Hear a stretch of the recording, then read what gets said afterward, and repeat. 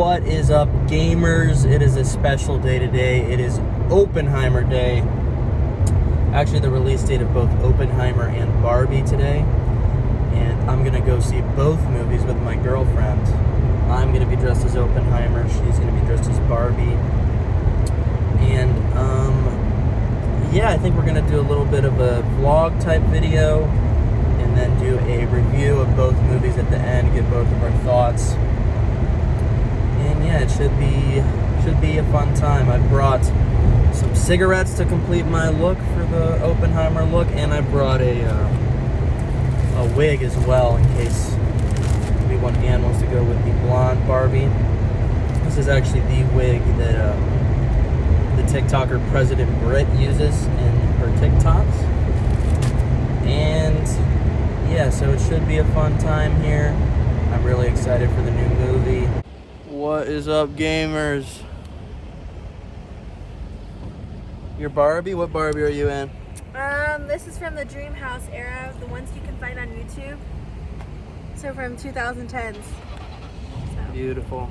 And I'm Mr. Uppen himself. We're at Velocity Wings. We're gonna get some wings. Shout outs to Velocity. And then we'll see you guys at the movie. So we are not at Velocity Wings. They did not open, so we went to Social House. But catch this, they have the Velocity Wings on the menu. What do you think about that, Ann? I think we were meant to have Velocity, and they just made it available for us. It's the universe. Oh, that looked good. That looked good. You like your wings? So we had our wings, now we are eating the official Barbie licensed cringe ice cream. Not cringe. Okay, we're about to see the movie. What is your final thoughts of which movie is going to be better? What do you think? They're gonna be better in different ways. They're gonna be good at different ways. That is a non-answer. What is it? Is it going to be a 6 out of 10, 8 out of 10 for Barbie? Barbie's probably at least gonna be a 7. I'm predicting Barbie And to be Oppenheimer's like a 5. at least gonna be an 8.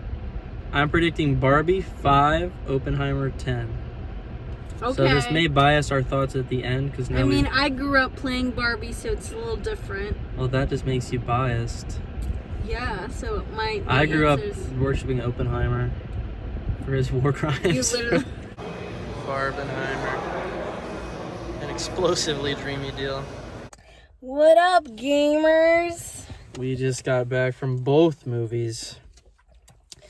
And, yeah, so what were your thoughts, Ann? What were your thoughts on Barbie first? So, coming into the movie and seeing all the trailer and the marketing, I had, high expectations, but I've always been, with other movies, the expectations got lowered. And then I came in here thinking it's, at least a 7. And after watching the movie, everything that I expected to happen happened, so that's really good. Really? Yeah. What did you expect to happen? Musical numbers. Right. A lot of flash mob dancing. I did not like the music. Did you like the musical numbers? The thing is, the acting was way better. There was only one musical singing performance. It was just Ryan Gosling, and everything else was musical, musicians. So there's not that. That's much of the only part of the movie I feel like could have been cut out entirely was that Ryan Gosling. I think part. It's because that's what made it really, dreamy or whatever. Dreamy, because it's Barbie Dream House. It's supposed to be this imagination escape. They did do that really well. That was really good, and I give it a 9. I give it a 9. A 9 is very high. Yes, I would give it a 7 max. Oh my goodness! It surprised me. It was better than I thought. He was laughing a lot in the movie. It was theater. pretty funny. I kept looking over, and he was just. I don't usually like laughing. comedy movies, but it had some funny moments. And he doesn't really like.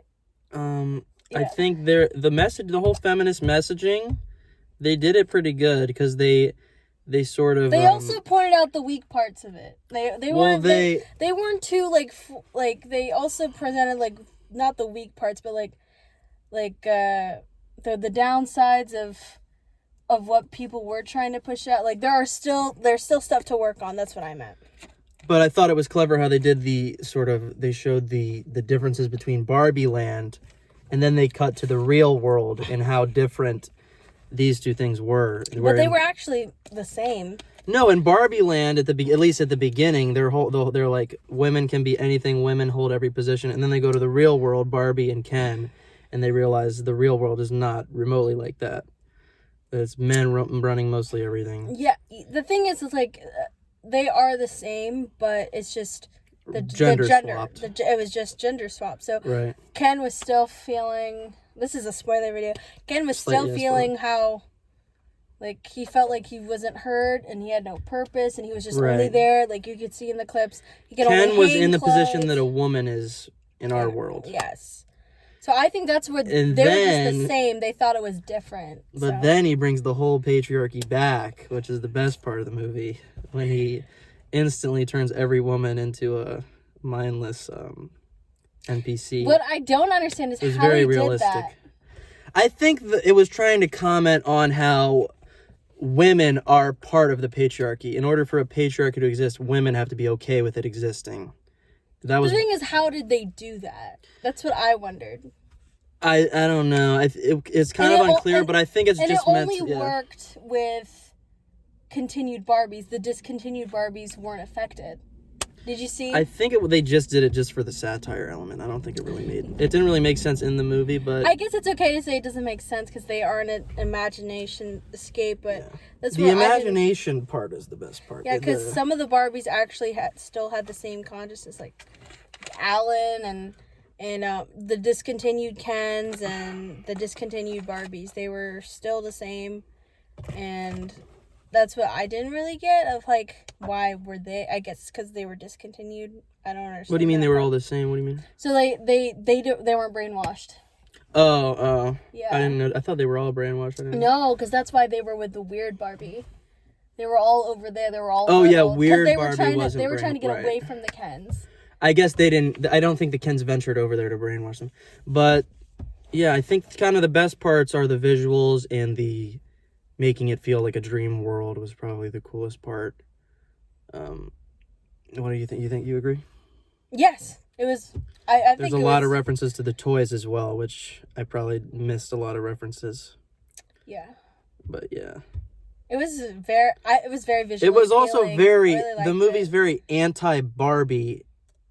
It's kind of anti the Barbie product. It's very much a parody of Barbie and the company Mattel. Well, like, if you know the context of Barbie and its history of what it originally, the history of Barbie and it was reinforced. Yeah.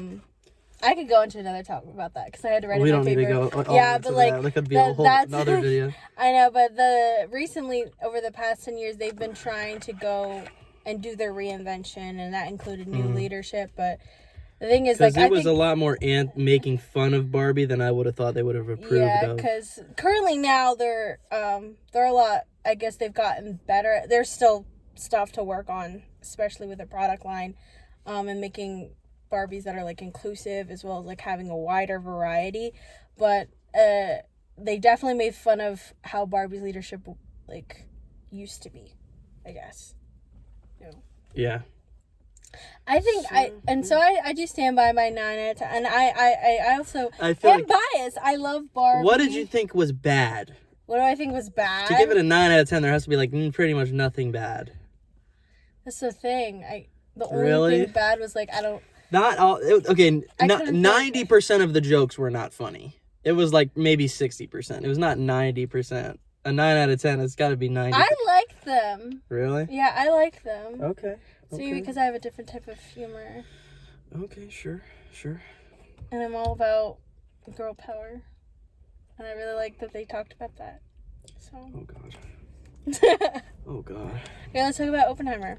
Let's talk about let's stop talking about that shit-ass Barbie movie. Stop it! You gave it a higher score than you've given the other movies you watched this Oppenheimer. Yes. The film, the Is most... It Oppenheimer or Oppenheimer? It's Oppenheimer. Well, they joke at the beginning. He says either Oppenheimer or Oppenheimer. They still know I'm Jewish. That's what he said at the beginning. Mm-hmm. But it's Oppenheimer. Yeah. I was wrong. I thought it was Oppenheimer. But, absolutely. What do you think of it, actually?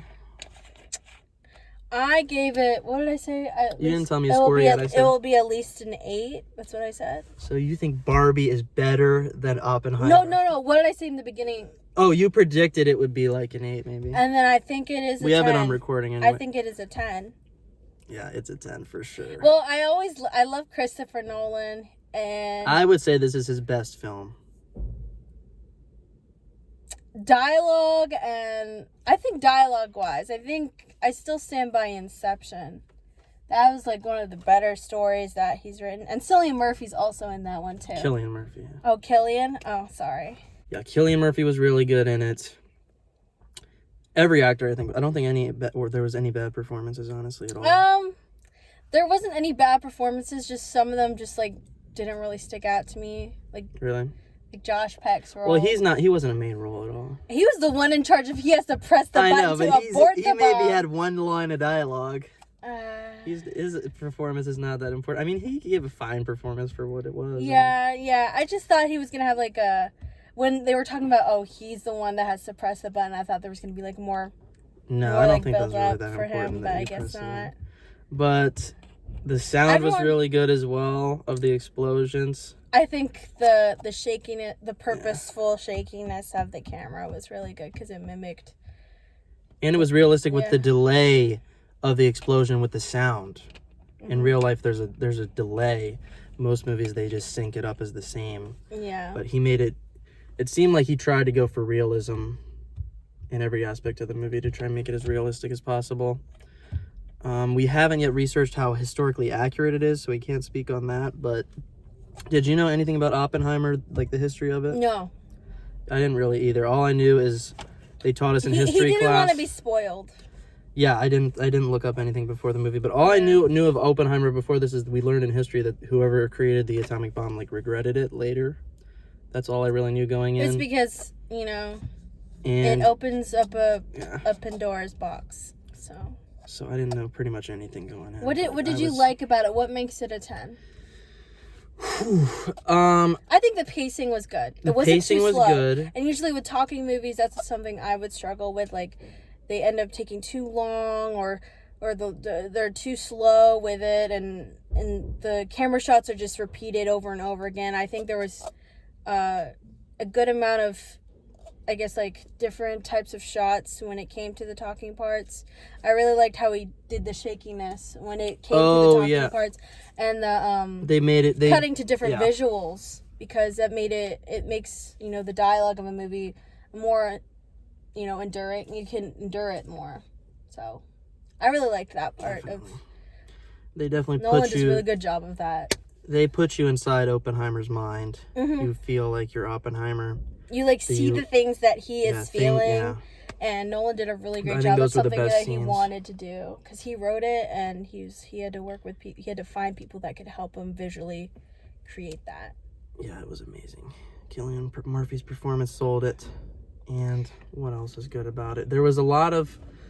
the plot was just very interesting with sort of Cillian Murphy. A lot of it centered around his associations with communists, and them kind of trying to punish him for that, which I didn't really know much about. But, it's just very interesting. I didn't know that he had involvement with... Well, he didn't, but he was... Well, I don't want to spoil, but... This is a spoiler video. So he had associations with people that were communists, but then I guess during the whole Red Scare thing, they tried to cancel him, I guess. It was the precursor to cancel culture. Well, this is national security. That's what they were going for. Yeah, I know. That's more than just being canceled.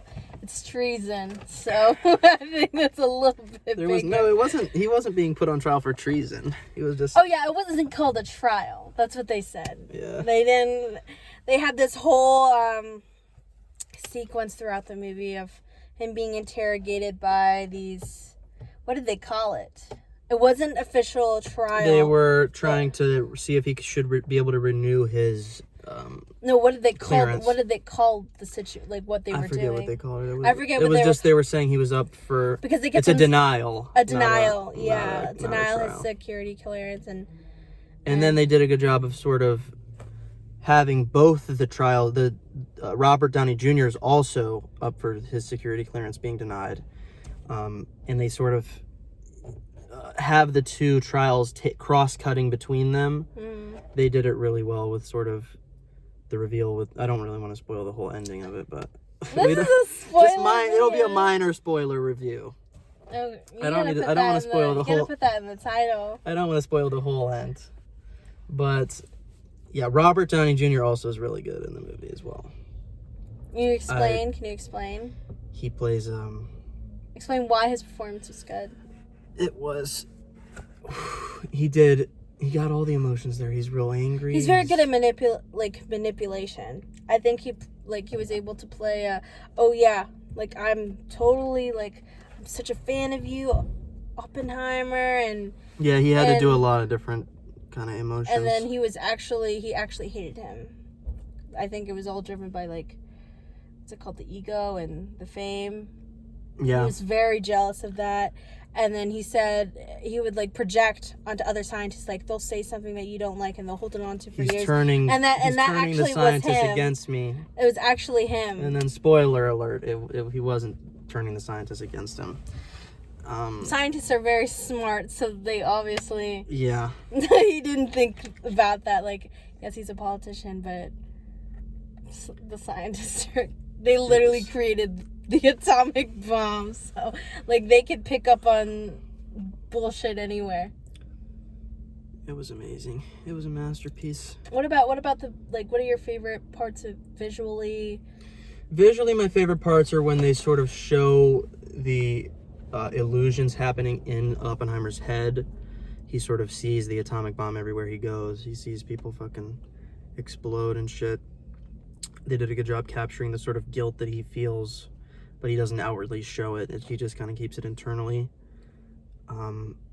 As well as his relationship with that one communist woman that committed suicide. That sort of also was a moment where he was kind of emotionally broken. I think they captured it pretty well. Anything else? I can't think of anything right now. Just see it in theaters. That's one thing. Oppenheimer, you must see in theaters. Barbie, you can wait till DVD. But this movie, you got to see it in theaters. Why? Just to hear the explosions, to see the visuals. I mean,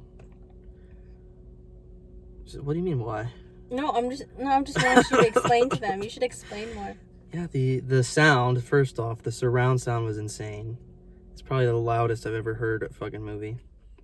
Almost exploded my ears. Well, it's an atomic bomb. And there's just a lot of visuals as well when he's sort of, before he even created the bomb, he's sort of envisioning the particles in his head. And there's a lot of just crazy shit Nolan did. I don't know how he even made a lot of this stuff.